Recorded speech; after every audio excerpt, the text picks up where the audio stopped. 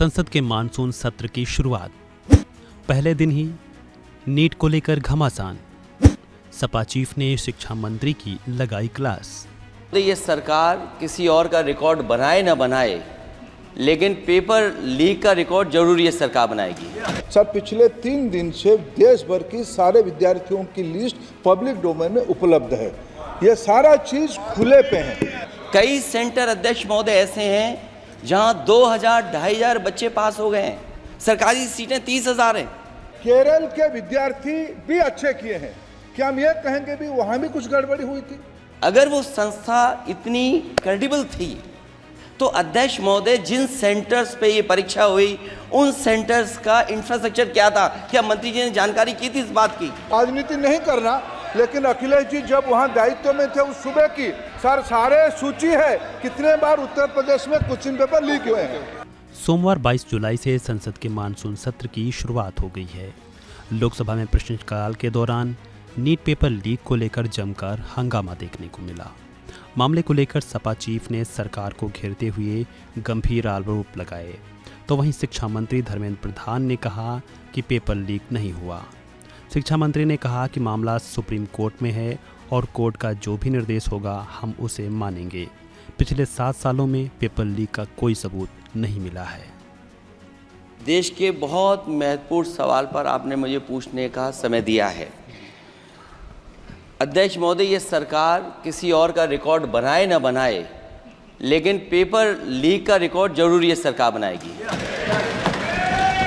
अध्यक्ष महोदय, मुझे इसके बैकग्राउंड में नहीं जाना है कि पूछें। अध्यक्ष महोदय, मुझे बैकग्राउंड में नहीं जाना है कि कब कैसे किस संस्था को बनाया गया है।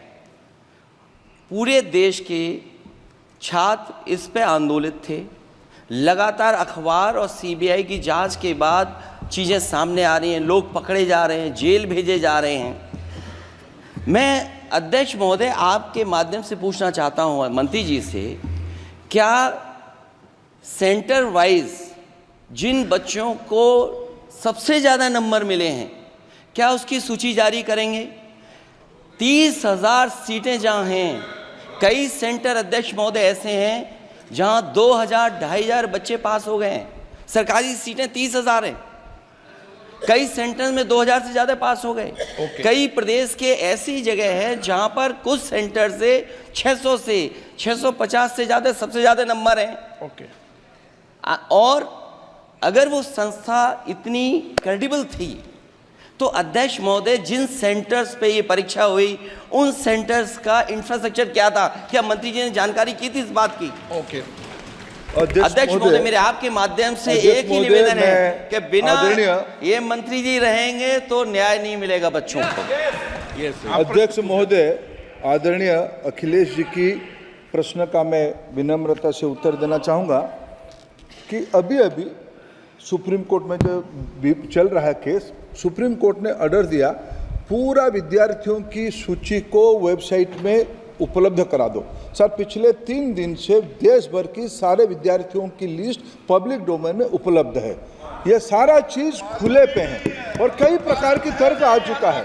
सर, मैं एक अभी उसमें केरल के विद्यार्थी भी अच्छे किए हैं।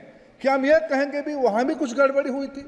ऐसे आरोप करना, मैं देश की ग्रामीण इलाका, देश की एसटी एससी इस बार सबसे अच्छा परफॉर्मेंस करने वाले देश की एसटी एससी ग्रामीण बैकग्राउंड आर्थिक पिछड़े लोगों की है। क्या हम उनकी मेधा को हम चुनौती देते हैं? और बाकी रहा क्वेश्चन पेपर लीक की, सर मैं शुरू से मेरा एक स्टैंड रहा, राजनीति नहीं करना, लेकिन अखिलेश जी जब वहां दायित्व में थे उस सुबह की सर सारे सूची है कितने बार उत्तर प्रदेश में क्वेश्चन पेपर लीक हुए हैं।